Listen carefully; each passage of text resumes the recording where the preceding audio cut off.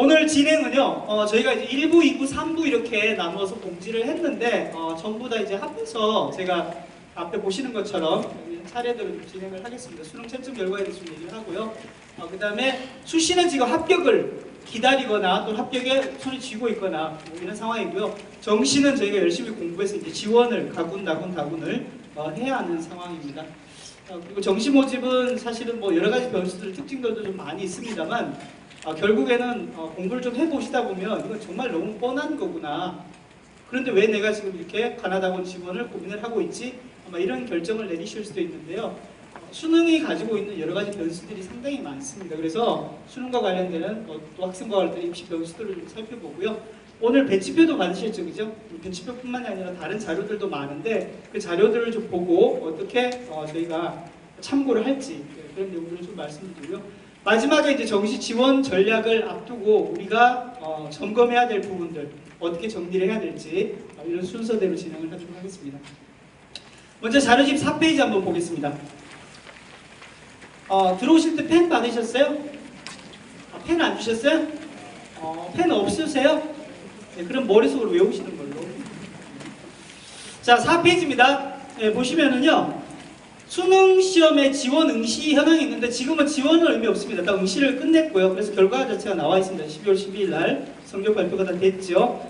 자, 보면 대략 참고로 정리해보면 지난해 수능 응시자가 첫 번째 4페이지 위에 있는 표입니다. 55만 2,297명에서 53만 1,327명입니다. 그죠? 인원이 줄였어요.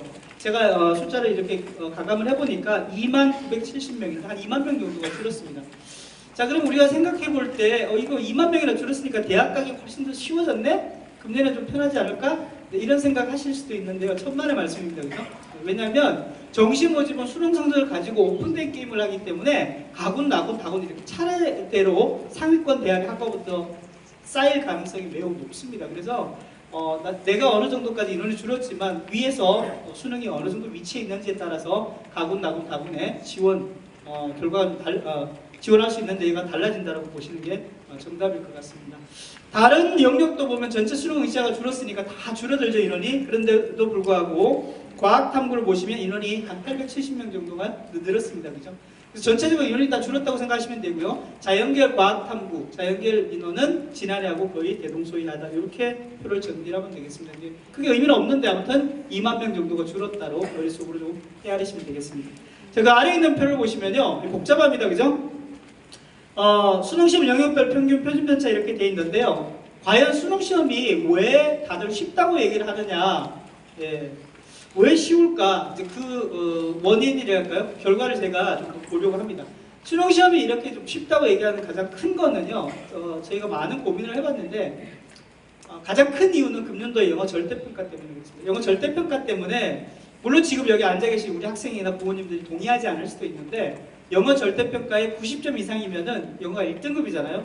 그러니까 영어를 계속 공부해서 만점을 받아야 될 이유는 없는 거예요. 특히 80점, 90점 이렇게 해서 1, 2등급 정도인 수험생들은 나머지 과목에 더 집중해서 한 문제 1점이라도 더 올리면 내 성적이 나중에 실제 수능에서도 올라가니까 그 1점은 그대로 쓰이죠. 근데 영어는 최악의 경우에는 내가 80점 정도를 평균 계속 받았어요. 2등급이잖아요. 그죠? 정말 열심히 공부했어요. 87점? 뭐예요? 2등급이에요. 정말 열심히 공부했어요. 89점? 그래도 2등급이에요. 80점에서 90점까지 최대 10점을 올리지 않는 이상은 최악의 경우에 등급이 안 바뀌는 겁니다. 그만큼 다른 영역에 열심히 공부를 한 거죠. 그러니까 지금 제 생각에는 이 학습의 행태 자체가 아이들의 학습의 공부 패턴 자체가 금년에 확 달라진 거예요. 지난해하고 전혀 달라요. 아마 평가원에서도 수능 출제하면서 이런 것들은 좀 염두에 두지 못했다는 생각들이 많이 듭니다. 어쨌거나 표를 보시면요. 국어의 평균이 지난해 보면 표 보시는 거예요. 62.9가 지난해 국어 평균인데요. 금년에 64.6으로 플러스 1.7입니다. 그죠? 올랐죠? 네, 오른 것만 보시면 되겠습니다. 자, 그런데 표준 점수 최고점 보니까 금년도 134점이고 지난해 139점으로 금년도에 5점이나 떨어졌어요. 그죠? 최고점 100점 만점을 받은 원점수 100점 만점에 표준 점수 최고점을 얘기하는 겁니다. 자, 이게 5점 정도가 차이가 났어요. 평균은 1.7점 올랐는데 왜 표준 점수 최고점은 5점이나 떨어졌을까요? 이 함정은 또 이제 평균이 올라간 만큼의 여기서의 함정은 표준 편차가 보면 20.8이고 지난해가 19점이잖아요. 그죠? 여기가 1.8점이 더 또 높아요. 그래서 표준 점수를 구하는 공식, 너무 복잡하게 얘기를 하지 않겠습니다. 아무튼 그 공식을 보면 내가 받은 그 점수에서 그죠? 평균은 빼고 표준 편차는 나눕니다. 그러니까 평균은 적으면 적을수록 내 표준 점수가 올라가겠죠? 평균을 빼주니까. 근데 표준 편차는 역시 적어야 됩니다. 그래야 나누는 값이 적어지니까 또 표준 점수가 올라가는 거죠. 그러니까 평균과 표준 편차가 작아야만이 표준 점수는 자꾸 높아지는 겁니다. 여기서 보면 평균도 올랐어요. 표준 편차도 많아졌죠. 그죠? 더 커졌어요. 그러다 보니까 표준 점수가 떨어지는 거예요. 제가 말씀드린 똑같은 논리로 밑에 있는 평균 표준 편차, 원점수 평균 표준 편차를 보시면은 지난해 금년 대비해 보면 전부가 다 일정 정도의 변화폭을 보이고 있다고 보시면 됩니다. 자, 수학 가형으로 가볼까요? 평균 2.1점이 올랐죠? 근데 여기는 표준 편차는 오히려 떨어졌어요. 24.7에서 23.3. 그러니까 평균이 올라간 만큼 표준 편차가 떨어졌잖아요. 그죠? 100점 만점에 표준 점수 최고점은 안 바뀌었어요. 130 똑같아요. 수학 나형은 보면 평균이 1.2점 떨어졌어요. 근데 표준 편차를 보면 2점 얼마인가 2.2점. 2.2점이 표준 편차가 더 높아졌죠? 최고점이 137에서 135로 마이너스 2점입니다. 그죠? 같은 논리죠. 그러니까 이렇게 계산돼 보시면 금년도 왜 시험이 쉽다고 얘기하면서 표준 점수가 꼭대기가 더 낮아지는지, 그러니까 최상위권의 변별이 많이 낮아지는 거지. 지난해 대비해서 위에서 그냥 프레스로 누른 것처럼 꼭대기의 점수들이 많이 낮춰져 있는지를 아실 수 있는 겁니다. 이해되시죠?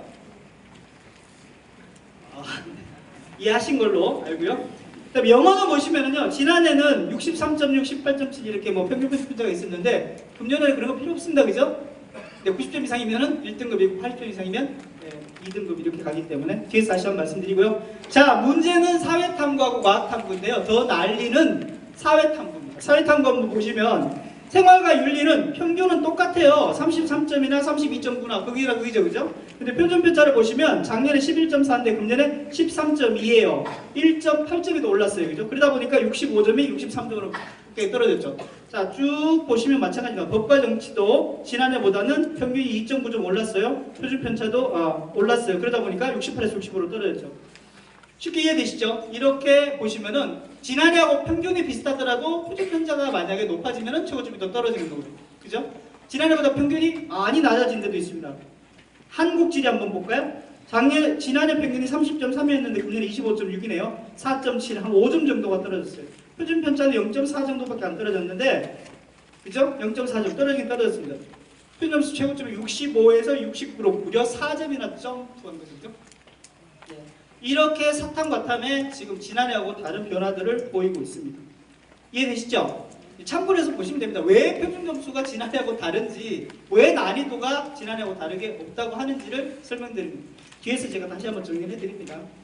자, 좋아요. 이제 5페이지로 한번 가보겠습니다. 5페이지로 가보시면 영역별로 등급 컷에 표준 점수와 원점수를 이렇게 적어놨는데 원점수를 참고를 해서 보시면 되고, 표준 점수, 등급 구분 점수를 왜 지난해하고 비교를 해놨느냐. 자, 국어는 꼭대기부터 5점이 떨어졌잖아요. 그죠? 이게 어디까지 가냐면 1등급도 2점이 떨어졌어요. 지난해보다.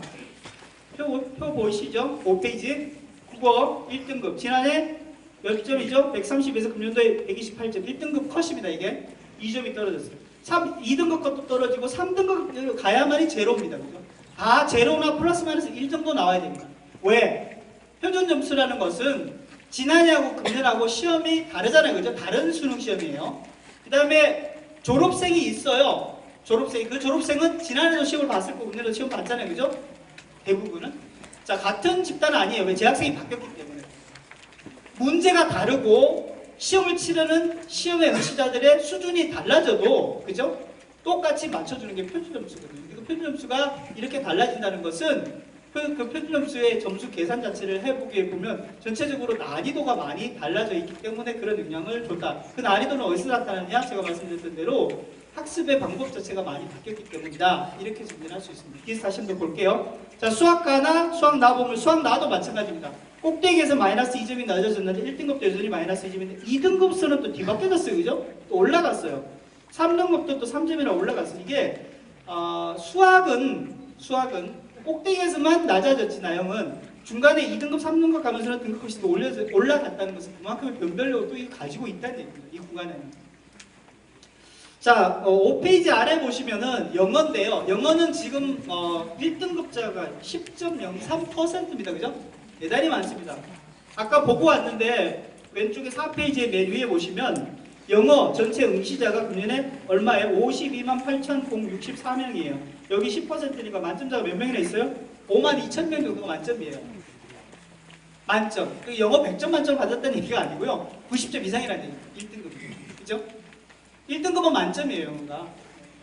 자, 그래서 하여튼간에 90점 이상을 받은 1등급자 수가 10.03이고요. 영어는 9개 등급으로만 구분이 됩니다. 그러니까 영어의 52만 8천 명을 전부 다 9개 점수로만 구간으로 나눠져 있다고 보시면 돼요.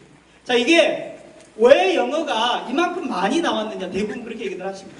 그 이유가 첫 번째 아마 9월 모평 기억나실 텐데 9월 모평 때 여기 나와 있는 것처럼 1등급자 수 90점 이상 영어가 5.39%였습니다. 아마 재학생들 계실 텐데요. 10월 학평 때 영어 1등급 90점 이상이 몇 퍼센트입니다. 3.66%입니다. 제 기억에 그죠? 이러다가는 영어가 왜 절대평가인데 어렵냐라고 분명히 얘기가 나올 거다라는 생각에 출제진에서는 난이도가 어때요? 쉽게 가져가자라고 얘기를 한 겁니다. 그런데 금년에 뜨다니까 이런 일이 아마 없었는데 포항에 지진이 일어나면서 그죠? 천재지변이 일어났습니다. 일주일간 수능이 연기됐어요. 누가 그런 얘기를 했었어요? 저한테?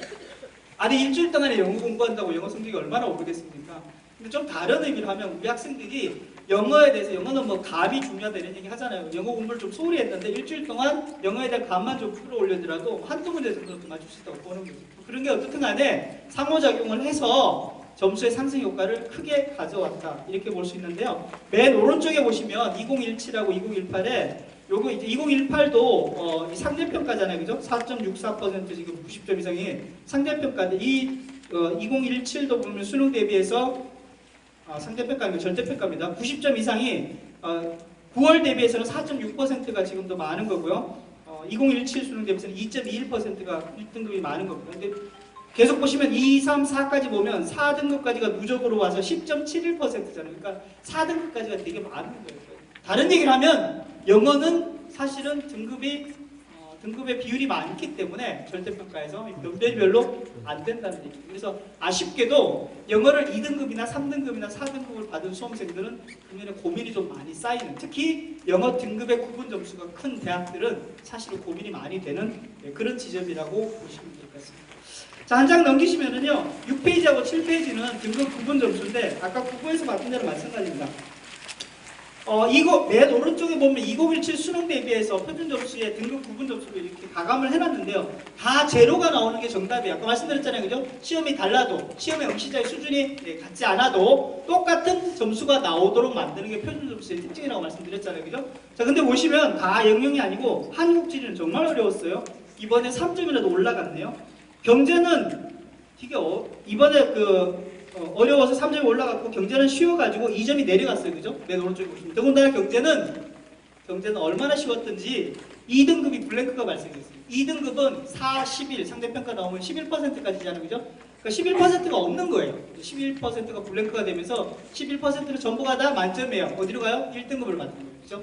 1등급. 자, 그 다음에 사회문화도 점수가 2점이 올라갔죠. 난이도가 좀 있었다. 이렇게 보시면 되겠고요. 물화생기 마찬가지인데 지구과학2는 되게 어려웠어요. 그죠? 되게 쉬웠네요. 마이너스 3점 정도 점수가 등급컷이 낮아졌고요. 지구과학 1은 상대적으로 2점 정도 높아졌어요. 난이도가 좀 있었다. 이렇게 보시면 되겠습니다. 근데 참고로 해서 보시는데 왜 제가 이걸 말씀드리냐면 뒤에 말씀드리는데 표준 점수만 가지고 하는 데는 이 탐구에 따른 유불리가 그대로 나타나요. 내가 경제를 했잖아요. 그죠? 경제를 선택했으면 경제 또는 생윤을 선택했으면 1등급을 받아도 63점, 64점밖에 안 돼요. 그죠? 이게 최고점이에요. 63, 64가. 맞죠? 그러니까 결국에는 내가 받은 점수 자체가 사회문화를 선택해서 한국지를 선택해서 봤으면 표준 점수가 67점 나왔을 텐데 생윤을 선택했으면 63점밖에 안 나옵니다. 여기서 몇 점? 4점을 하는 마이너스를 가지고 가는 겁니다. 다른 친구들에 비해서 선택 과목 간의 유불리가 이 평균 점수를 보시면 여전히 존재하고 이렇게 반영하는 대학에서는 내가 선택한 과목이 생윤이나 경제 경우에는 더 불리해진다 이렇게 보시면 됩니다. 자, 8페이지로 한번 가볼까요? 한 장 넘기셔서 8페이지는요 뭘 얘기해주고 있냐면 이번에 시험에 국어 수학 탐구의 표준 점수를 다 더했어요. 표준 점수는 어떻게 더하냐면 국어 표준 점수, 수학 인문계열이잖아. 나 표준 점수, 사탐 두 과목의 표준 점수를 다 합산을 해요. 합해요. 자, 그래서 맨 왼쪽에 있는 표준 점수 370이다. 이렇게 보면요. 백분위도 다 합할 수 있잖아요. 그죠? 백분위도 국어, 수학, 나. 근데 백분위랑 사탐 계산하실 때는 두 과목의 평균을 내야 됩니다.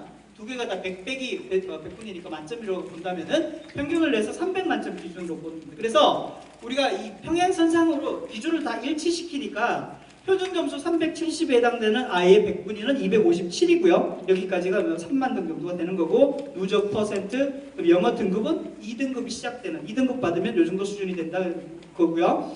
맨 오른쪽 표에 보면 369, 그 다음에 257 있는데 표준 점수 100분위의 지난해 입시 결과인 겁니다. 그래서 우리가 지원하고자 하는 대학의 작년 입시 결과, 영어가 등급제로 바뀌긴 했습니다만 작년 입시 결과하고 비교해 볼 때 이 정도 라인에 오면은 1점 정도가 이번에는 더 높아야 되는구나라고 보시면 됩니다. 자, 근데 이제 꼭대기에 가서 보면 아까 설명했던 대로 395점은 지난해 400점이니까 난이도가 5점 정도가 더 낮아진 거죠. 결국에는 변별이 그만큼 안 된다는 겁니다. 다르게 말씀드리면 370부터 395점까지가 25점이 차이 났는데 작년도에 놓고 보면 이게 몇 점이에요? 31점이나 차이가 나는 거잖아요. 그죠? 그러니까 변별이 그만큼 됐었는데 층층이 지금은 동점자가 많아지고 많이 합해졌다. 이렇게 보시면 됩니다. 뒤에서 다시 한번 설명드립니다. 자, 9페이지는 인문계열 학생들을 위한, 자연계열 학생들을 위한 표예요. 8페이지는 국어, 수학, 나, 사고요. 그 다음에 9페이지는 국어, 수학과 과탐입니다. 보시는 기준은 똑같아요. 그죠? 이해되시죠? 네, 뒤에 설명할 게 많으니까. 자, 여기까지가 수능에 대한 설명인데, 10페이지가 있네요. 한 페이지 더 넘겨서 보시죠. 이게 더 중요한데. 자, 인문계, 자연계 나눠서 아까 말씀드렸던 대로 국어, 수학, 나의 사탐이고, 인문은 자연은 국어, 수학, 나의 과탐 기준인데, 자, 370에 국수탐이죠. 근데 표준 점수 보면 국수, 국어하고 수학만 내가 잘하는데 영어도 잘 안 나왔어요. 탐구도 잘 안 나와요. 국수 반영하는 데를 선택해서 가게 되면 253점이 표준 점수의 합산 점수다. 그 정도 수준으로 일직선에서 맞춰놨다고 보시면 되겠고요. 국어 탐구하면 좀 떨어지죠. 250점 지정다. 이렇게 보시면 되겠습니다. 자, 자연계열도 가서 보면 370점 국수탐 3개 영역에 2개 영역은 국수는 250이고 수탐도 250이죠. 괜찮아요. 그죠? 라인이 비슷하네요. 근데 맨 꼭대기로 올라갑니다. 국수 보시면 390점부터 399점까지 다 264점. 그죠? 왜 그래요? 국어 만점이 표준점수 최고점 얼마예요? 134점. 아까 말씀드렸잖아요. 국어, 수학 가는 얼마예요? 130이죠. 두 개 더하면 264예요. 위는 안 가려집니다. 그러니까 갈라지지 않습니다. 나눠지지 않아요. 뭐로 나눌 수 있어요, 여기는? 국어, 수학으로 안 나눠지는데 뭐로 나눌 수 있어요? 탐구, 과탐구죠. 그러니까 과탐의 영향이 여기 자연계열은 무지 센 겁니다. 특히 상위권에서는. 자, 여기까지 설명을 드리고, 그 다음 밑에 편은요. 수능 총점 대비 영역별 평균인데 얘는 어디다 쓰냐면은, 자, 보세요. 나중에 배치표 설명을 드리는데, 배치표라든지 모든 자료가 대학에서 실제 계산하는 방법대로 지금 비율을 다 계산을 안 해주고 있어요. 예를 들어서 국어 40, 수학 40, 탐구 20 반영한다면 40, 40, 20으로 내 점수도 계산해야 되잖아요. 그죠? 근데 그렇게 안 돼 있어요. 배치표는 그냥 있는 점수를 몽땅 합산해서 보는 거예요. 자, 그러면 여기 이제 아까 봤던 370점 한번 볼까요? 국어, 수학, 탐구에 370점인데 국어는 121.7이고요. 수학, 나는 125.7이고 사탐은 122.7이잖아요. 이게 370점을 받은 학생들의 국어의 평균, 수학, 나의 평균, 사회탐구의 평균, 영어 등급은 대략 2등급 정도가 된다는 겁니다. 결국 그러니까 내가 370인데 내가 영어가 1등급이에요. 그러면 영어에 있어서는 나는 경쟁력이 더 있는 거죠. 영어 비중이 높은 데가 나한테 유리할 수 있다는 겁니다. 자, 똑같은 걸로 보면 수학 나가 지금 나는 130이에요. 근데 수학 나가 여기는 125.7이잖아요.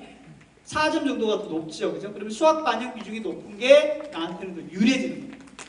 물론 이제 국어나 탐구에서 사탐에서는 점수가 좀 빠지겠죠. 수학에는 높은 4점만큼. 이해되시죠? 그래서 반영 비중이 높은 거를 내가 어떤 영역을 다른 학생들에 비해서 더 잘하는가를 보기 위한 표고요. 또 결정적으로 이 표는 나중에 어디에 활용이 되냐면은 대학별로 저희 비상에서도 이제 대학별 계산 점수를 뽑는 솔루션이 따로 있는데요. 그 솔루션에 들어가는 내 점수는 내 수능 성적표가 있잖아요. 그죠? 그대로 넣으면 계산이 내 점수는 돼요. 근데 배치 점수는 어떻게 계산되느냐? 이 점수가 들어가서 계산이 되는 겁니다.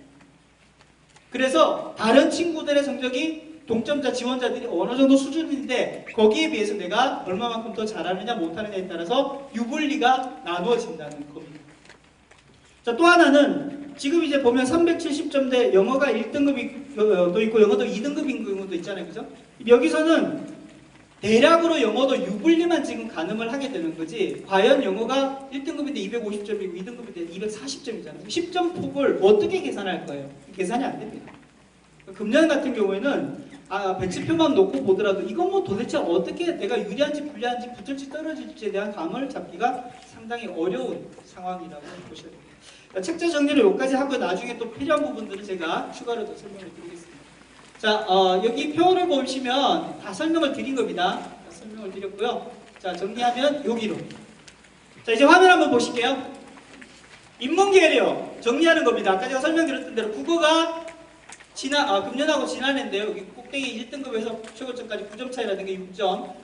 수학 나는 똑같네요. 영어는 6점 차이 났는데 지금 차이 안 나죠? 1등급. 또 1등급 컷도 1등급이고 최고점도 1등급이잖아요. 차이가 안 나요.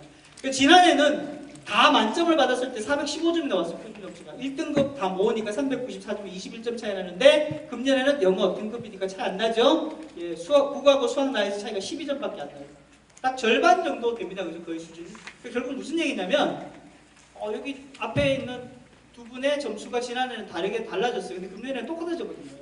그러니까 두 개로 나눌 수 있는 점수들이 다 하나로 합해지는. 그러니까 결국에는 동점자들이 그만큼 많아지는 상황으로 바뀌어졌다는 거예요. 여기까지 좋아요. 그러면 국어, 수학, 영어 외에 사탐은 어느 정도 변별력이 있느냐? 지난해는 생윤, 사문 아이들이 많이 보는 과목이잖아요. 그죠? 보시면은 최고점이다 1등급 컷이나 2점 생윤 차이 났어요. 사문도 3점 차이 났어요. 5점 더 벌려준 거죠. 근데 금년에 오면 생윤은 1등급 또 63.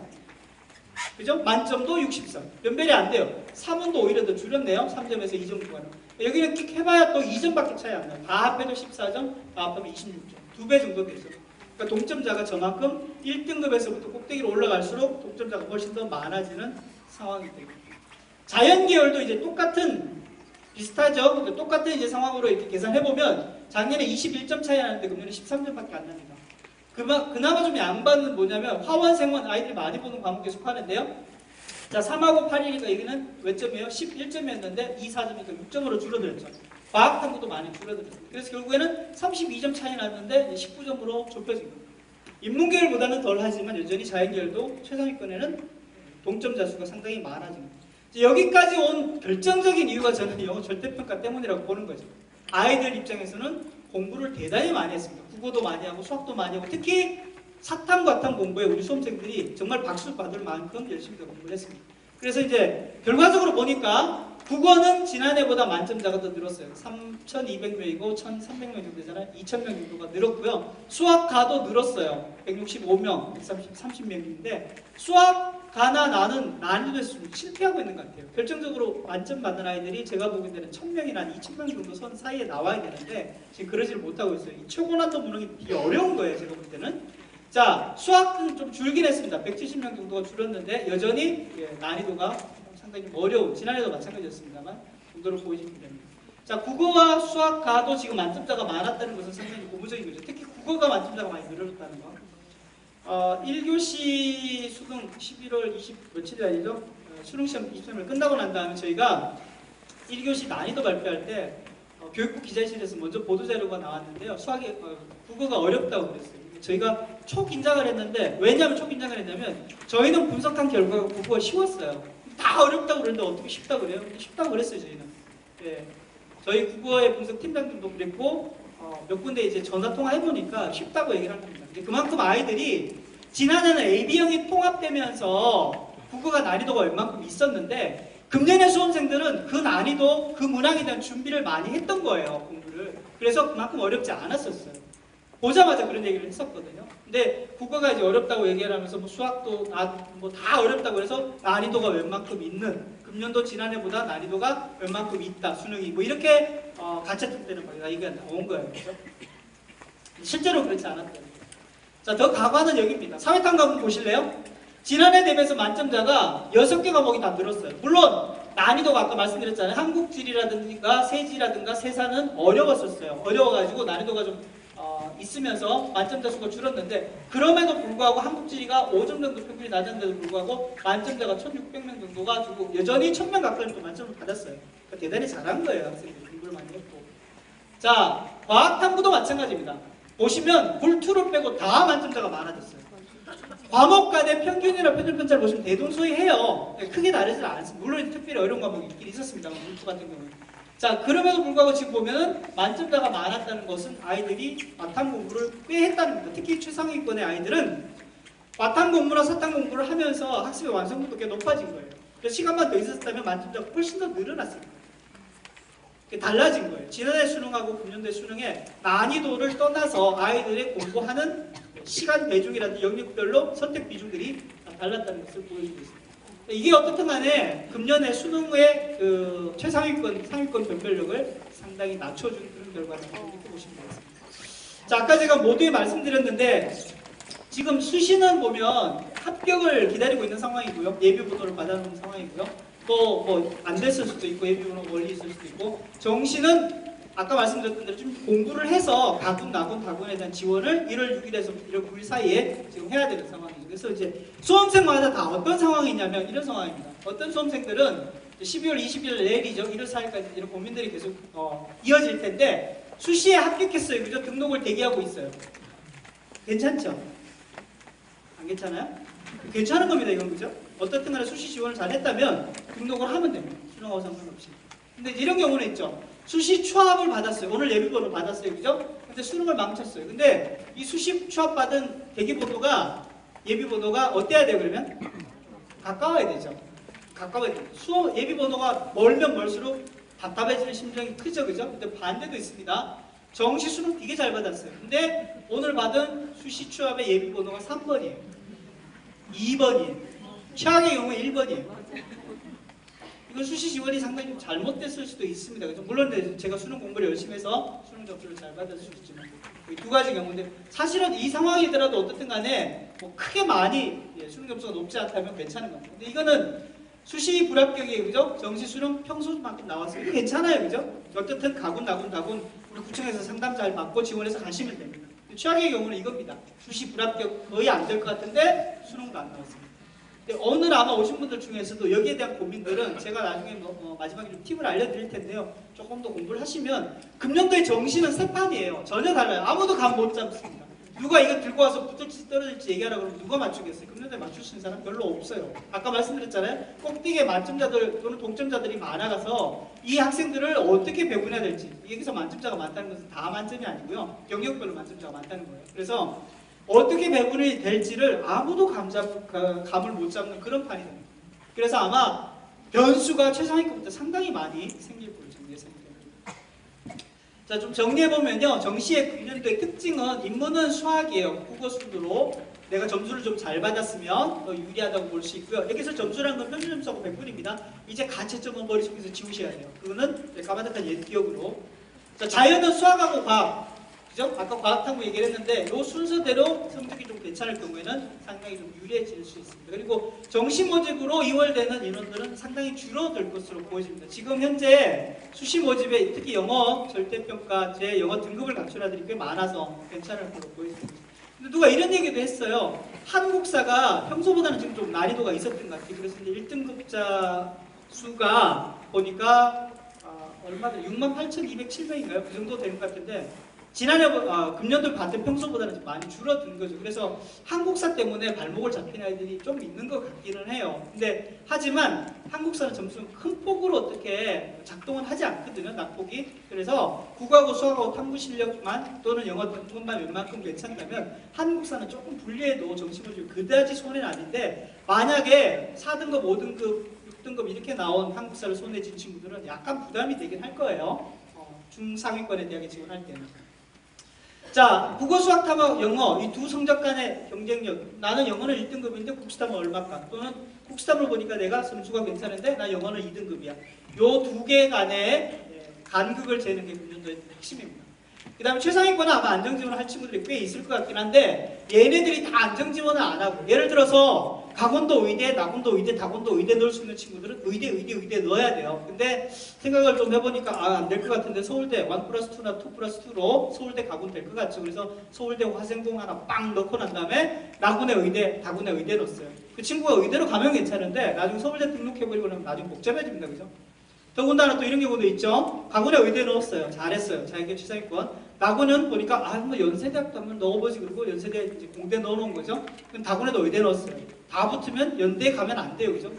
의대로 빠져줘야 됩니다. 그래야만 최상위권부터 제대로 가고 밑으로 순차적으로 밀려오는 상황이 없는 겁니다. 그래서 꼭대기에 있는 아이들이 조금만 더 눈을 낮추면은 연쇄적으로 상위권, 중위권이 다 힘들어지는 그런 상황들이 금년에 도래할 가능성이 매우 높습니다. 그래서 아직도 시작되지 않았어요. 수시 모집이 나중에 1월 4일까지 다 이렇게 돌아서 최종 정리되는 걸 좀 보시고 남아있는 수능의 상위권이라든지 중위권이 얼마나 있는지를 파악하고 난 다음에 가나다군 지원해도 늦지 않는다. 이렇게 보시면 될 것 같고요. 자, 그 다음 또 하나는 영어 절대평가 때문에 정시 예측이 혼란하다고 말씀드렸죠. 계속 설명드리고요. 과거 입시 결과 영어가 등급제로 바뀌어지니까 국어, 수학, 영어, 탐구가 상대평가라서 만점 받을 때까지 아이들이 막 계속 공부해서 받았던 그 점수 4개 영역하고 국어, 수학, 탐구는 뭐 계속 공부해서 만점을 받을 정도로 열심히 공부했지만 영어는 90점만 넘으면 돼. 이렇게 공부했던 그 영역 간의 점수 차이가 다 다르다는 얘기입니다. 그래서 금년에는 결정적으로 지난해보다 변별이 잘 안 돼요. 4개로 변별했을 때보다는 확실히 변별이 안 되기 때문에 어렵다. 그리고 대학에서 발표를 해둔 입시 결과 자체도 저희들이 활용하기도 쉽지 않다. 이렇게 보시면 될 것 같습니다. 자, 그 다음에 정시가 지금 수능 100%로 상당히 많아졌는데 여기 밑에 나오는 얘기는 뭐냐면요. 우리가 수시 지원도 다 했을 텐데 수시 지원 때는 대부분 어떻게 하냐면 전공 적합성을 많이 좀 따지고요. 고1, 고2, 고3 때 학생부 가지고 뭐 했는지, 그리고 학생부 비교 활동을 뭐 했는지, 또 학생부의 어느 교과 성적이 높은지 뭐 이런 걸 다 염두에 두고 수시는 이 학과를 지원해야 되겠다라고 지원하잖아요. 그죠? 근데 정시는 안 그렇습니다. 지금부터 아무리 고민을 하시더라도 1월 한 4일, 5일부터 이제 집중 고민은 어디가 되느냐? 대학 이름만 보입니다. 학과는 절대 안 보입니다. 그죠? 무조건 대학만 보고 뭐 이 대학에 가서 그냥 괜찮다라고 보는 최근에 그 미림여고 교장 선생님께서 글을 쓰시면서 같이 좀 고민을 해봤는데요. 교장 선생님은 이런 얘기도 하시더라고요. 내가 한 30년 동안 그 교직에서 아이들을 지도하다 보니까 뭐 의대 가기 위해서 정말 공부 열심히 해서 의대 가놓고 나중에 의대 중도 하차하고 PD, 프로듀서, 방송국의 PD가 되는 공부를 새로 하겠다라고 공부하는 친구가 꽤 있더라는 거죠. 공부 포기하고. 그 다음 또 디자인 공부 열심히 해서 그냥 그 어려운 예능에서 괜찮은 대학에 디자인학과 공부하다가 다 때려치고 그 다음에 다시 사범대학 가서 아니 교대 가서 공부하고 초등학교 선생님이 된 친구도 있더라고요. 그래서 정시 모집에 너무 지나치게 전공을 또 얘기를 하지 말라고 저한테 또 반대 얘기도 하시더라고요. 그래서 어떤 선택이든 간에 괜찮다는 생각이 조금 더 들긴 합니다만 그래도 대학이 정해지지 않은 경우에는 조금 더 나은 학과 앞으로 미래가 좀 유망한 학과 위주로 선택하는 게 훨씬 더 수월하다는 점을 저는 개인적으로 조금 더 강조를 하고 싶은 상황에서 제4차 산업혁명이니 인공지능이니는 미래를 좀 내다볼 수 있는 소프트웨어 학과를 찾아보면 괜찮겠다는 생각이 좀 드는 거고요. 이 두 개는 뒤에서 다시 한번 더 설명하겠습니다. 자, 최상위권하고 상위권 변별력이 어느 정도 된 것 같긴 합니다만 만점자가 많다는 거. 그래서 최상위권의 직원들이 어떻게 할까가 문제가 될 수 있는 것 같고요. 영어 1등급은 영향력이 거의 없어요. 제가 볼 때는 거의 비슷하다고 봅니다. 하지만 아쉽게 영어 89점이나 88점으로 2등급이 된 친구들도 꽤 있더라고요. 보니까 주변에 솔찬히 있어요. 왜 그러냐고 봤더니 실수한 아이들이 있는 거죠. 그래서 원래는 맞춰야 될 건데 하나 실수해서 뭐 2점 빠지거나 3점 빠지거나 이런 친구 때문에 88, 89 이런 원점수도 꽤 있었습니다. 학생부가 정시는 별로 소용이 없는데 일부 대학의 일부 학과 라인에서는 조금 더 영향력이 있을 수 있다는 점을 염두에 좀 주셔야 뒤에서 설명하겠습니다. 자, 자료집 133페이지나 151페이지 있죠? 다 볼 수는 없으니까 이렇게 접어두시고요.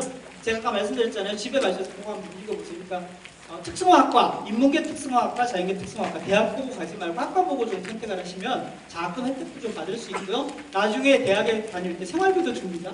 그리고 취업도 잘 시켜주고 그 다음에 계속 공부할 수 있도록 기회도 주고 하니까 그런 학과들을 좀 위주로 해서 염두에 두는 것도 정시 가나다군 지원에서는 나쁘지 않다 이렇게 볼 수 있습니다. 저번만 두시고요. 자, 볼게요. 내일 22일입니다. 그죠? 근데 오늘 발표도 많이 했고 수시 모집 등록이 28일까지 여기가 아마 제가 볼 때는 첨예할 것 같고요. 등록이 딱 끝나고 나면 위등록 추문도 1월 4일까지 진행됩니다.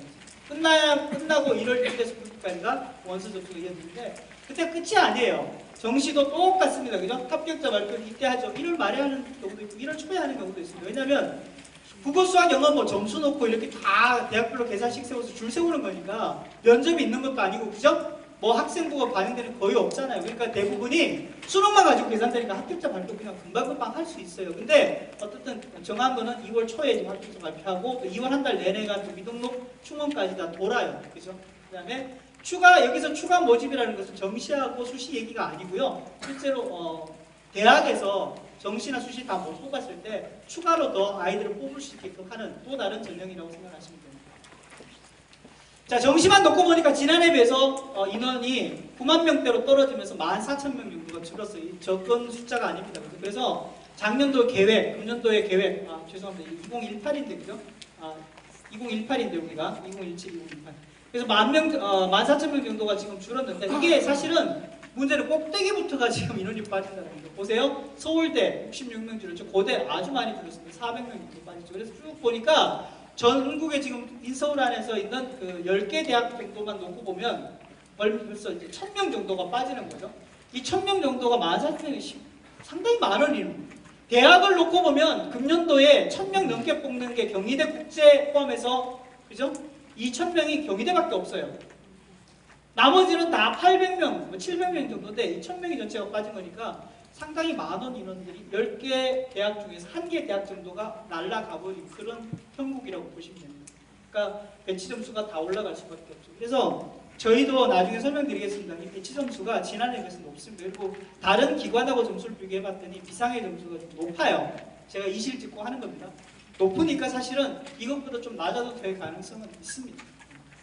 나중에 다시 한번 설명을 드리겠습니다. 하지만 이런 형국에서는 배치 점수가 지난해보다 자연스럽게 컷이 올라갈 수밖에 없다는 점을 조금 염두에 두셔야 됩니다. 자, 그 다음에 가군, 다군에 요거는 이제 어떻게 지원을 하느냐를 제가 패턴을 보여주려는 건데요. 인원은 다 줄었다고 제가 말씀드렸잖아요. 근데 보시면 자, 지난해하고 똑같습니다. 나군이 많이 뽑죠. 나군에서 많이 뽑는데 이 나군 인원이 1,000명 정도 줄었고요. 가군도 600명 정도 줄었는데 다군은 별로 안 줄었어요. 가나 다군이 지난해하고 똑같은 상황이라고 하더라도 다군 인원이 많이 줄지 않았기 때문에 경쟁력은 지난해보다 다군은 좀 되어 있다고 봅니다. 자, 어쨌거나 패턴은 어떠냐면 내가 지금 최상위권이에요. 그러면 서울대하고 연고대 복수 지원하겠죠. 그죠? 둘 다 붙었어요. 그럼 어디 등록해요? 네, 서울대 등록하고 여기 B겠죠? 자, 그러면 연대고대하고 서강대 마냥 지원한 경우가 있어요. 그죠? 그럼 여기 빈자리를 나중에 예비번호 가지고 내렸다 또 가죠? 그죠? 연쇄적으로. 이렇게 연쇄적으로 연결돼서 중위권 나오면은 뭐 대동소이합니다. 그래도 안정 지원이냐 도전 지원이냐 뭐에 따라서 달라집니다. 가나군에 집중이 되는 모양새고요. 다군은 암만 높게 보더라도 중앙대가 지금 가장 높은 대학 수준입니다. 그죠? 그러면 이 중앙대에 지원한 친구들이 중앙대 가느냐? 절대 안 갑니다. 가나군만 지원하는 경우도 있고 이렇게 다군을 지원했더라도 여기는 많이 돌죠. 10배수 이상씩 돌아도 내 차례가 올 가능성이 매우 높습니다. 하지만 그래도 등록 안 합니다. 그죠? 등록 안 하고 다시 공부할 가능성이 매우 높은 거죠. 자, 아무튼 간에 다군은 지난해보다 인원은 줄어들어서 많이 줄어들지는 않았으나 가군, 나군에 비해서 여전히 인원이 적다. 그래서 집중군은 가군, 나군이 되고 특히 나군으로서 여전히 집중군이 금년에도 존재한다. 이렇게 보시면 좋을 것 같습니다. 자, 이건 진짜 너무 안 보이죠, 그죠? 네, 너무 안 보이는데 그래서 제가 115페이지입니다. 자료를 보시면 115페이지인데 아까 보신 거는요 인문 자연을 다 합해 놓은 거잖아요 인원이. 그죠? 근데 여기는 인원을 다 나눠 놨어요. 인문 계열은 115페이지를 보시면 되고요 자연 계열은 118페이지표를 보시면 됩니다. 그래서 인서울에 있는 어느 정도 일정 수준의 여대까지 다 보시면 꼭대기에서부터 인원들이 다 누적이 어떻게 돼서 몇 명 정도를 뽑을 수 있느냐를 가군, 나군, 다군으로 다 집계를 해놨습니다. 그래서 좀 보시면은 인원에 대한 부담이 여기까지가 내 성적, 내가 지원하는 목표 대학까지가 어느 정도인지를 좀 염두에 두시고 지원을 하시는 게 좋을 것 같고요. 또 하나는 이 인원이 나중에 늘어납니다. 그죠? 수시에서 2월된 인원이 오면 다만 1명이든 2명이든 간에 인원이 늘어나니까 늘어나는까지 포함해서 계산을 해보시긴 해야 되는데 지금 다 이렇게 보고 판단을 못 하시잖아요. 그래서 대략적인 경향만 가군, 나군이 여전히 많고 특히 이제 자연계열도 놓고 보면 인자는 별로 차이가 안 나는데 인문계열 놓고 보면 나군이 훨씬 더 가군에 비해서는 더 많습니다. 그래서 그런 경향성을 좀 놓고 몇 명 정도까지 뽑는지를 비율로 조금 더 계산해보면 나중에 가나 다를 지원하실 때 좀 도움이 된다는 걸 이렇게 볼 수 있습니다. 자, 그 다음 또 하나가 수시에서 2월 되는 건데요. 모든 대학이 다 2월 되는 건 아니고요. 일부 중에서 많이 되는 대학들이 있는데 서울대, 연대, 고대 역시 많이 됐죠. 지난해도 마찬가지로 이대도 많이 되고 경희대도 많이 되고 시립대도 많이 된 것 같아요. 요 대학들은 금년에도 여전히 수시에서 2월 되는 대학들이 인원들이 꽤 있을 것으로 보입니다. 그래서 만약에 내가 이제 배치표에 봤던 이 학과들이 경영인데 50명 뽑았어요. 수시에서 2월 되는 거 봤더니 20명이 더 늘어서 70명이에요. 그럼 마음이 좀 불운해지죠. 그죠? 왜냐하면 컷 자체가 더 내려갈 수도 있는 소지가 분명히 있기는 있습니다. 물론 배치표를 만들 때 그걸 감안해서 하는 건 아닙니다. 이거는 그런 것까지 다 고려가 돼 있어 나중에 추하별로 뭐 점수가 더 내려갈 거예요. 이런 거는 없어요. 배치표 처음 만들 때는. 근데 하지만 심정적으로 인원이 좀 늘어나니까 그래도 여유 점수가 조금 더 있겠다라는 생각을 하실 수 있습니다. 자, 그 다음 중요한 게 이제 요 연세대학교 건데요. 연세대학교 이제 나중에 대학 설명할 때 제가 잠깐 말씀드릴 텐데 이게 추가 합격입니다. 이거는 추가 합격이 뭐냐면 수시가 아니고요. 정시 추합인데 자, 여기서 중요한 게 요즘 뭐 그런 표현도 많이 합니다. 우주 상향 뭐 이렇게 하고 옛날에 질러 뭐 이런 건데요. 자, 그럼 점수가 턱없이 모자라는데 원서를 내보자. 좋죠? 나쁘지 않습니다. 근데 이런 경우도 있어요. 자, 자연계를 대기과학 작년에 보니까 8명 뽑았는데 선발 인원이 2명이 더 들어갔어요. 그래서 10명까지 선발했는데 보니까 1차로 2명이 빠지고 그다음 안 빠졌어요. 자, 여유 있는 넉넉한 학과 보니까 턱걸이라도 해보자 그래서 여기 좀 아래쪽에 있는 학과인데요. 의료 환경에 넣었어요. 여기도 보니까 2명 빠지고 나면 그 다음에는 또 안 빠졌네요. 그죠? 자, 근데 기계공이나 뭐 위에 이렇게 꼭대기에 있는 학과들은 빠져요. 그죠? 1차에 32명, 2차에 12명. 그러니까 뽑아놓은 애들 중에서 또 빠지니까 또 뽑고, 또 빠지니까 또 뽑고 계속 그런 거죠. 그래서 3차, 4차까지 가잖아요. 제가 말씀드리려고 하는 요지는 뭐냐면 이게 추합도 옛날부터 한 3년치 정도 전과가 있어야만이 빠집니다. 그러니까 빠진 적이 한 번도 없는 학과들은 금년에도 안 빠질 가능성이 매우 높습니다. 그런 학과는 모험을 걸겠다라고 하시는 것을 조금 생각해봐야 됩니다. 그래서 추합이 계속 발생한 학과에 지원을 하시는 게 노림수를 쓰는 것도 조금 더 현명한 방법이 될 수 있다. 이렇게 보셔야 됩니다. 자, 수능과 관련해서 좀 분석을 해봤는데요. 정시 모집에서 가장 중요한 게 수능 성적인데 보세요. 원점수로 보면 100점에서 90점, 10점 차이 나죠. 80점, 70점, 10점 차이 납니다. 60점, 50점, 10점 차이 나죠. 표준 점수는 정확해요. 점수가 보세요. 국어를 보니까 100점일 때 134조, 90점일 때 124 표준 점수예요. 저희가 추정해보니까 10점 차이 났어요. 또 10점 차이 났어요. 10점. 원점수랑 폭이 똑같죠, 그죠? 자, 수학 가에 와서 보더라도 1점 정도가 빠지긴 하지만 폭이 똑같습니다. 9점, 9점, 9점 가죠. 자, 수학 나로 오더라도 7점, 7점 폭이 좀 줄긴 했습니다만 똑같아요. 그런데 100분위는 다릅니다. 100분위는 보니까 자, 원점수 10점 차이 나고 표준점수 10점 차이 나는데 요 위쪽에서는 10점 차이 났죠. 근데 90하고 80 차이를 보니까 여기도 몇 점 차이 납니까?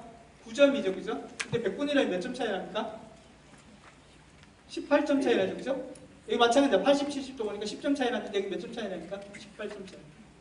왜 저런 상황이 발생하냐면 동점자들 때문에 100분위가 뚝 떨어지는 구간이 발생을 하는 겁니다. 상대적으로 놓고 본다면 원점수일 때 계산을 했을 때 내가 받았던 것보다 이거는 100분위로 바꾸게 되면 여기는 크기가 똑같은데 크기가 다르잖아요. 특히 100분위에서는 유불리가 하늘과 땅으로 벌어집니다. 그러니까 원점수 가채점 때 내가 봤던 배치표의 그 기준선하고 100분위는 180도 달라지는 경우도 생깁니다.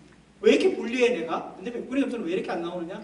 그게 과목이 수학에서 10점 더 받았을 때랑 국어에서 10점 더 받았을 때랑 100분위는 전혀 달라지는 거죠. 인문계열 특히 수학 나형에서 보면 100분위가 거의 등간으로 존재하는 거죠. 잘 나눠진 겁니다.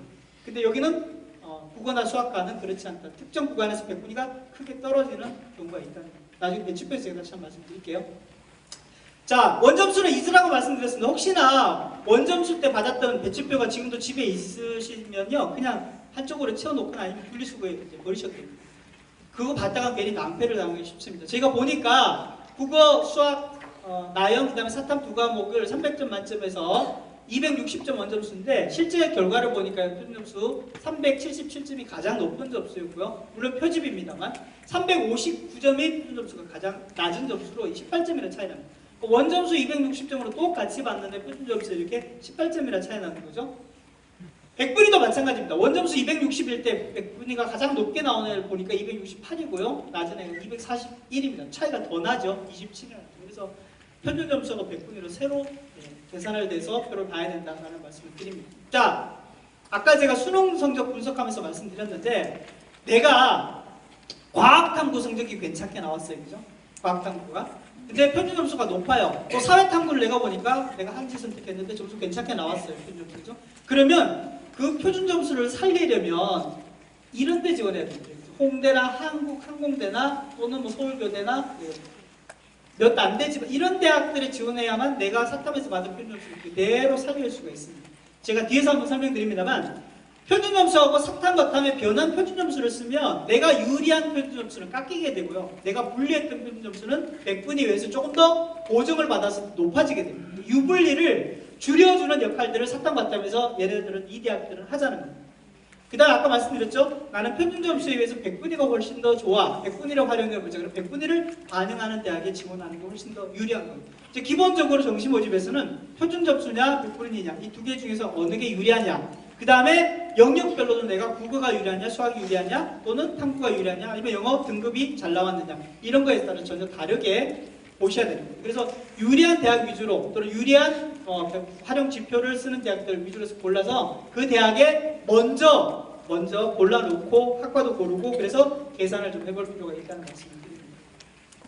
자, 이제 유형별로 이제 뭐 통계를 해서 보는 건데요. 지금 제가 벤치표 때 설명을 드릴 텐데 수학, 영어, 탐구, 그 다음에 수영 플러스 국탐 태길이잖아요. 그죠? 이게 사실은 수학, 영어, 탐구만 가지고 보는 거, 그 다음에 수영 플러스 국탐 중에 태길 보는 게 이게 보면 영어가 빠지게 되면 이게 수탐이잖아요. 그죠? 이거는? 이 영어가 빠지게 되면 이거는 수국 또는 수탐인데 이제 국수가 여기서 와서 점수 역할을 하는 거죠. 그래서 영어가 등급이기 때문에 등급으로 한번 영어는 빼내놓고 3개를 가지고 판단하든지 또는 2개를 가지고 판단을 해야 되는 상황이기 때문에 배치표를 보는 것조차도 사실은 정확하게 포인트를 짚어내는 게 지난해보다는 훨씬 더 불가능해졌다는 말씀을 드리는 겁니다. 그래서 나중에 표 보면서 다시 한번 말씀을 드리겠습니다.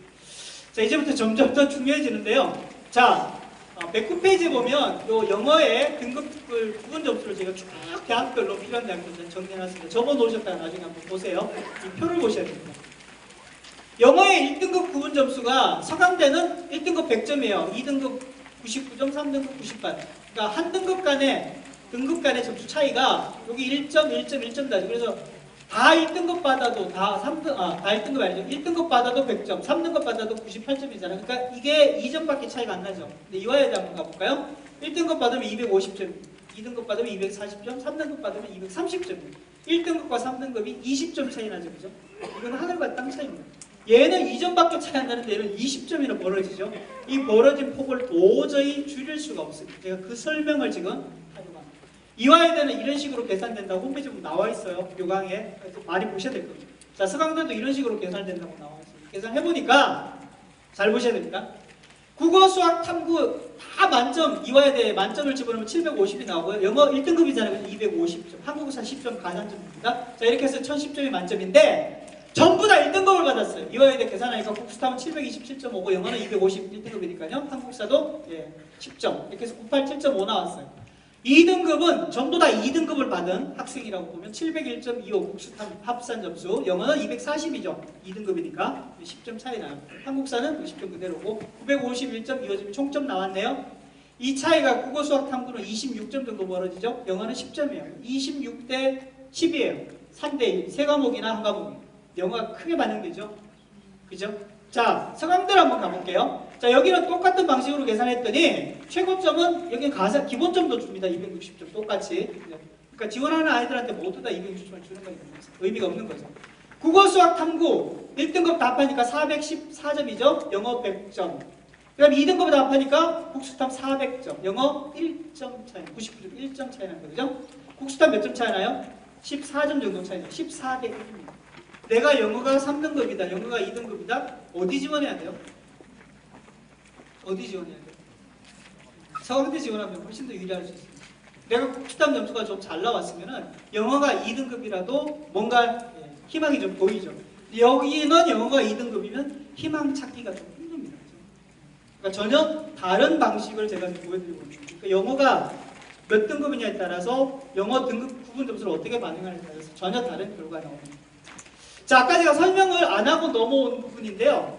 자, 서울대나 연대나 고대나 뭐 서강대, 이화여대도 마찬가지입니다만 한 개 군에서만 선발해요. 근데 군을 이렇게 분할을 해서 뽑는 대학들도 있습니다. 한대, 성대부터가 주로 시작인데요. 자, 보시면 얘네들은 왜 가군하고 나군으로 이렇게 분할해서 뽑느냐? 이 목표가 목적이 뚜렷합니다. 한양대는 미래자동차 딱 봐도 괜찮을 것 같죠? 에너지공도 괜찮아 보여요. 화공, 신소제공 괜찮아 보여요. 수학교육도 있네요. 수학과도 있고. 자, 이렇게 놓여있는 학과들은 그죠? 자연계열 나군에 보면 연대 공대가 있어요. 그죠? 연대 공대하고 복수 지원해서 안 되는 친구들을 일로 데리고 오겠다라는 목적이 뚜렷한 겁니다. 그래서 여기 그러면 나군에는 왜 있느냐? 나군의 연고대를 포기하고 지원하려고 하는 아이들은 분명히 또 여기 올 거란 얘기죠. 그죠? 와요 여기. 그런 애들도 받고 그 다음에 연고대하고 복수 지원하는 애들도 받자. 이런 식인 겁니다. 분할해 놓으면 무슨 나. 다만 급정도에 달라진 게 이게 미래자동차를 가군에서 뽑고 나군에서 이렇게 못 뽑아요. 그죠? 한 개 학과는 한 개 군에서만 뽑아야 됩니다. 그러니까 이 학과들은 가군, 이 학과들은 나군 이렇게 해서 학과를 가군, 나군에 포진시켜서 둘 다 선택을 받자는 겁니다. 제가 아까 말씀드렸잖아요. 그죠? 정시 모집에서는 최종 상황이 오면 학과 잘 안 보입니다. 대학만 많이 눈에 띄어서 들어옵니다. 그래서 결과적으로는 가군도 있고 나군도 있으면은 이 가군, 나군에 선택받을 가능성이 높아지기 때문에 분할 모집을 한다. 이렇게 보시면 좋을 것 같습니다. 근데 아까 말씀드렸던 대로 이 학과들 점수로 높아요. 384 꼭대기에서 379고요. 나군은 좀 낮습니다. 382, 377. 상대적으로 여기는 나군을 지원한 친구들은 가군의 서강대하고도 맞설 수 있기 때문에 전략적으로 분할을 한다. 이렇게 보시면 되겠습니다. 그다음에 자연계열 학과들 중에서 가산점을 주는 대학, 주로 이제 과탐이나 모수가 이렇게 가산점 주는데요. 여기 지금 보는 것들은 지정 과목에 가산점 주잖아요. 이 가산점 주는 거는 순수하게 자연계열을 뽑는 아이들이 그러니까 국어와 수학과와 그 다음에 영어, 과탐만 보는 아이들 중에서도 과탐 잘하는 유리한 거고요. 그렇지 않고 지금 우리 자료집에 보면 제가 여기 메모를 따로 안 했는데요. 몇 페이지 보시냐면 16페이지 한번 보실래요? 접어놓으시면 좋을 것 같아요. 16페이지는 뭐냐면 우리 수험생들 중에서 자연계열 수험생인데 내가 과학탐구를 보고 수학을 가를 보지 않고 나를 본 친구들이 꽤 있어요. 통계적으로 지금 7만 5천 명 정도 되는데 이 학생들의 경우에는 인문계열을 지원하기보다는 다시 자연계열 학과로 지원을 할 가능성이 매우 높거든요. 근데 그럴 경우에 보시는 것처럼 수나하고 과탐이 지원 가능하지만 오른쪽에 16페이지 오른쪽에 표의 오른쪽에 보면 가산점에서 수가하고 과탐이 주죠. 이만큼 가산점 줍니다. 이 가산점 주는 데는 웬만한 나형 점수나 웬만한 사탐 점수로 저는 과탐은 이 정도 받으니까 가야만 놓고 보더라도 10%가 넘어가면 사실은 내가 수나에서 아무리 점수가 높아도 이 가산점의 벽을 높기가 쉽지가 않습니다. 계산해봐야 됩니다. 충분히 계산을 하고 난 다음에 나중에 붙을지 안 붙을지를 따져봐야 됩니다. 저희가 맨 처음 김영일 교육 컨설팅에서 제가 2003년도에 처음 프로그램 솔루션 만들어서 시도했을 때 여대 중에서 100분이 반영하는 대학에 이런 식으로 수학 나도 받아주는 자연계열 학과가 있었거든요. 근데 거기에 10% 가산, 그때는 20% 있었는데요. 아무리 수학 나형의 점수가 좋은 아이들을 보내봐도 다 안 되는 거예요. 왜? 수가의 가산점 10, 20만 주더라도 나형에서 아무리 점수가 높아도 이건 도저히 넘을 수 없는 거예요. 그래서 가산점 자체를 10% 이상 주는 데는 반드시 조금 더 퀘스천 마크를 한번 찍으셔야 됩니다. 그래서 내가 특히 100분이라면 어느 정도 높아야 될지를 좀 가늠을 하고 가야 되는 상황이다. 이렇게 보시면 되겠습니다. 자, 그게 지금 이어지면서요. 몇 페이지냐면 17페이지 위쪽에도 보면 수, 가나, 과탐 가는 거 있죠? 네, 좀 다 이어가지고 왼쪽에 있는 표는 수, 가나의 사과탐이고요. 16페이지는 오른쪽에 있는 표는 수, 가나의 과탐. 과탐을 지정해 놓는 이야기입니다. 참고를 해서 보시면 됩니다. 저번에다가 나중에 보세요.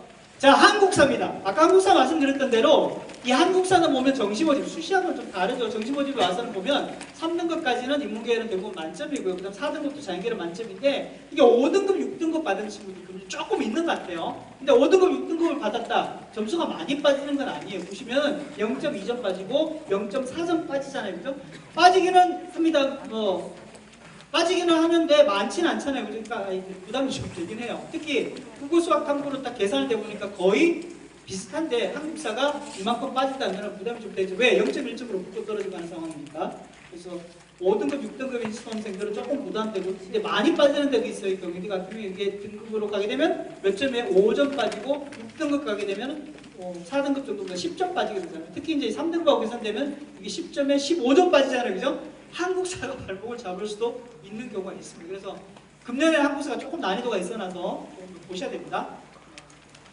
자, 이제 학생부로 한번 가볼게요. 학생부는 서울 시내에서 찾아보니까 연대, 한대, 건대 정도만 영향을 주고요. 나머지는 크게 영향을 안 줍니다.